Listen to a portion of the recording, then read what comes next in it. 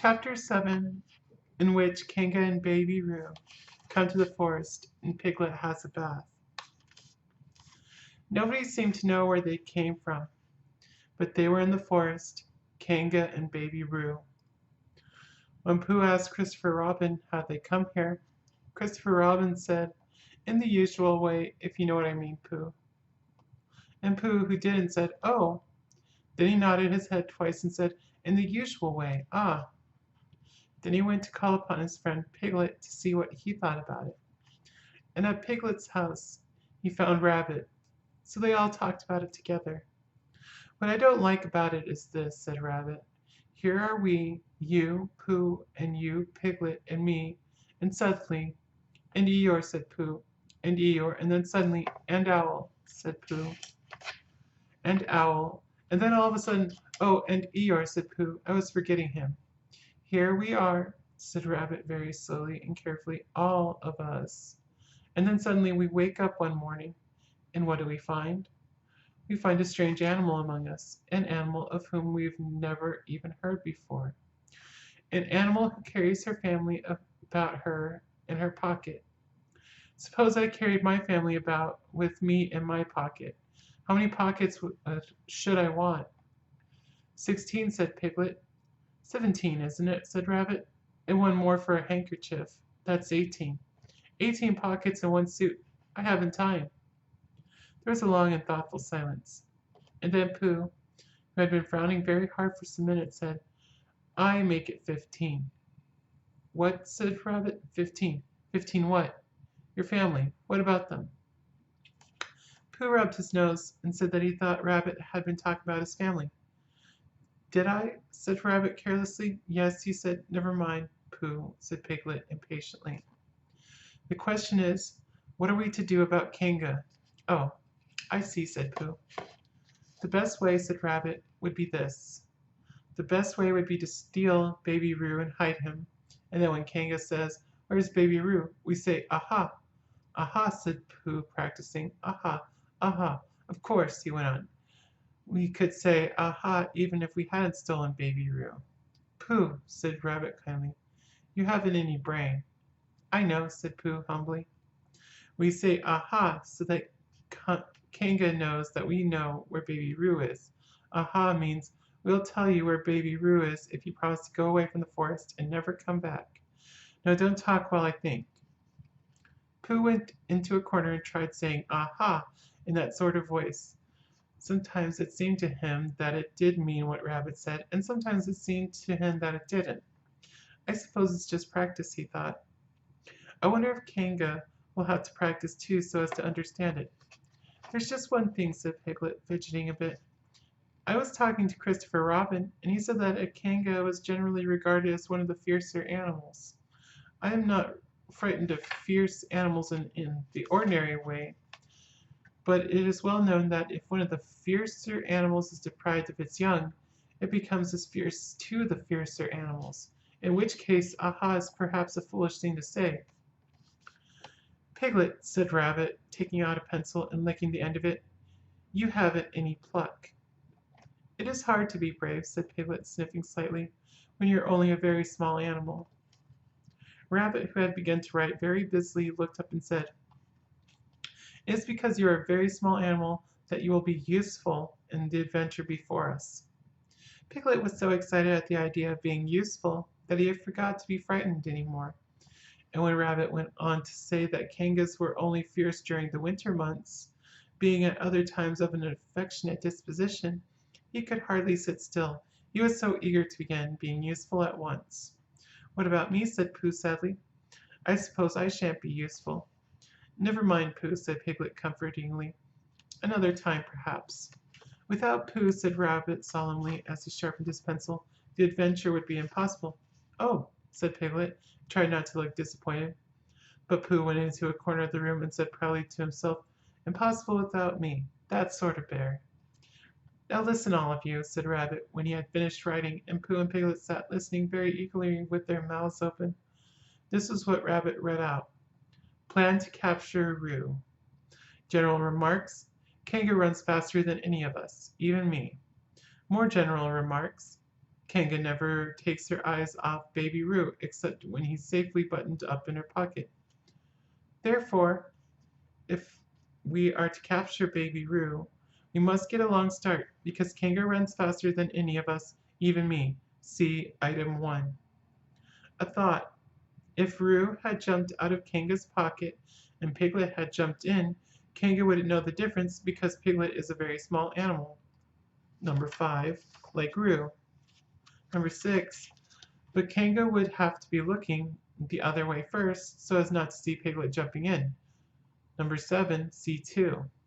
Number 8. Another thought.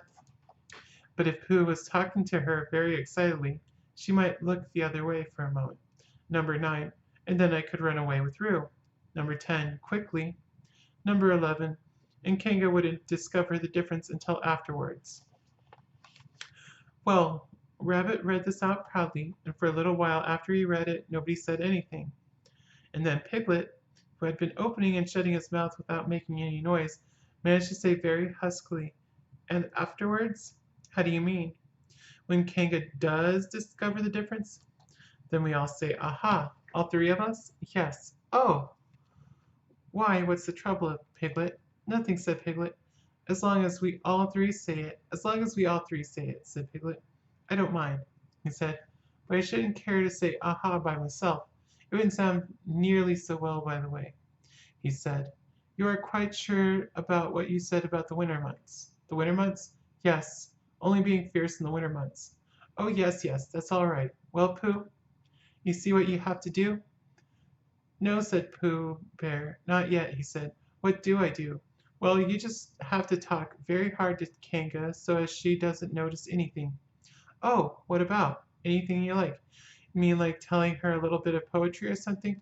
That's it, said Rabbit. Splendid. Now come along. So they all went out to look for Kanga. Kanga and Roo were spending a quiet afternoon in the sandy part of the forest. Baby Roo was practicing very small jumps in the sand and falling down mouse holes and climbing out of them. And Kanga was fidgeting about and saying, Just one more jump, dear, and then we must go home. And at that moment, who should come stumping up the hill but Pooh? Good afternoon, Kanga. Good afternoon, Pooh. Look at me jumping, squeaked Roo, and fell into another mouse hole. Hello, Roo, my little fellow. We were just going home, said Kanga. Good afternoon, Rabbit. Good afternoon, Piglet. Rabbit and Piglet, who had now come up from the other side of the hill, said good afternoon, and hello, Roo, and Roo asked them to look at him jumping, so they stayed and looked, and Kanga looked too. Oh, Kanga, said Pooh, after Rabbit had winked at him twice, I don't know if you're interested in poetry at all. Hardly at all, said Kanga. Oh, said Pooh. Roo, dear, just one more jump and then we must go home. There was a short silence while Roo fell down another mouse hole. Go on, said Rabbit in a loud whisper behind his paw. Talking of poetry, said Pooh, I made up a little piece as I was coming along. It went like this, now let me see. Fancy, said Kanga. Now, Roo, dear, you'll like this piece of poetry, said Rabbit. You'll love it, said Piglet. You must listen very carefully, said Rabbit. So as not to miss any of it, said Piglet. Oh, yes, said Kanga, but still looked at Baby Roo. How did it go, Pooh? Pooh gave a little cough and began. Lines written by a bear, a very little brain. On Monday, when the sun is hot, I wondered to myself a lot. Now, is it true or is it not that which is which and which is what? On Tuesday, when it hails and snows, the feeling on me grows and grows that hardly anybody knows that those are these and these are those. On Wednesday, when the sky is blue and I have nothing else to do, I sometimes wonder if it's true that who is what and what is who. On Thursday, when it starts to freeze and hoar frost twinkles on the trees, how very readily one sees that these are whose, but whose are these. On Friday, yes, it is, isn't it, said Kanga, not wanting to hear what happened on Friday. Just one more jump, Roo, dear, and then we must really be going. Rabbit gave Pooh a hurrying up sort of nudge. Talking of poetry, said Pooh quickly, have you ever noticed that tree right over there? Where, said Kanga. Now, Roo, right over there, said Pooh, pointing behind Kanga's back. No, said Kanga. Now jump in, Roo, dear, and we'll go home. You ought to look at the tree right over there, said Rabbit. Shall I lift you in, Roo? And he picked up Roo in his paws. I can see a bird in it from here, said Pooh. Or is it a fish? You ought to see that bird from here, said Rabbit, unless it's a fish. It isn't a fish, it's a bird, said Piglet. So it is, said Rabbit. Is it a starling or a blackbird, said Pooh. That's the whole question, said Rabbit. Is it a blackbird or a starling? And then at last Kanga did turn her head to look, and at that moment that her head was turned, Rabbit said in a loud voice, "In you go, Roo." And in jumped Piglet into Kanga's pocket, and off scampered Rabbit with Roo in his paws as fast as he could. "Why, where's Rabbit?" said Kanga, turning round again. "Are you all right, Roo, dear?" Piglet made a squeaky Roo noise from the bottom of Kanga's pocket. "Rabbit had to go away," said Pooh. "I think he thought of something he had to go and see about suddenly." "And Piglet?" "I think Piglet thought of something at the same time suddenly." "Well, we must be getting home," said Kanga. "Goodbye, Pooh." And in 3 large jumps she was gone. Pooh looked after her as she went. "I wish I could jump like that," he thought.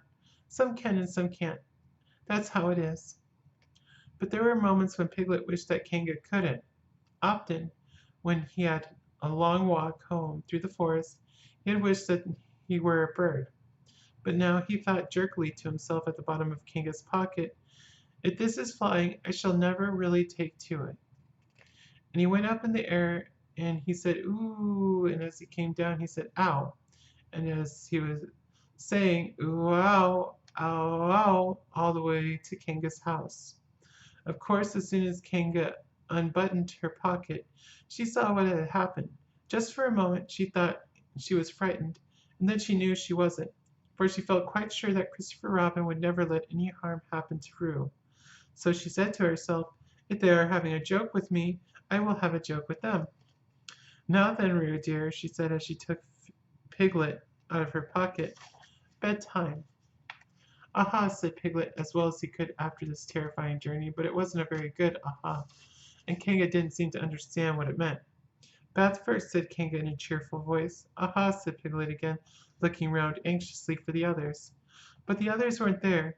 Rabbit was playing with baby Roo in his own house, and feeling more fond of him every minute. And Pooh, who had decided to be a Kanga, was still at the sandy place on the top of the forest practicing jumps. "I am not at all sure," said Kanga in a thoughtful voice, "that it wouldn't be a good idea to have a cold bath this evening. Would you like that, Roo, dear?" Piglet, who had never been really fond of baths, shuddered a long, indignant shudder, and said in as brave a voice as he could, "Kanga, I see the time has come to speak plainly." "Funny little Roo," said Kanga as she got the bath water ready. "I am not Roo," said Piglet loudly. "I am Piglet." "Yes, dear, yes," said Kanga soothingly, and imitating Piglet's voice too, so clever of him. She went on as she took a large bar of yellow soap out of the cupboard. "What will he be doing next?" "Can't you see?" shouted Piglet. "Haven't you got eyes? Look at me." "I am looking, Roo, dear," said Kanga rather severely. "And you know what I told you yesterday about making faces. If you go on making faces like Piglet's, you'll grow up to look like Piglet, and then think how sorry you will be. Now then, into the bath, and don't let me have to speak to you about it again." Before he knew where he was, Piglet was in the bath, and Kanga was scrubbing him firmly with a large lathery flannel. "Out!" cried Piglet. "Let me out! I'm Piglet." "Don't open the mouth, dear, or the soap goes in," said Kanga. "There, what did I tell you?" You did it on purpose," spluttered Piglet as soon as he could speak again, "and then accidentally had another mouthful of lathery flannel."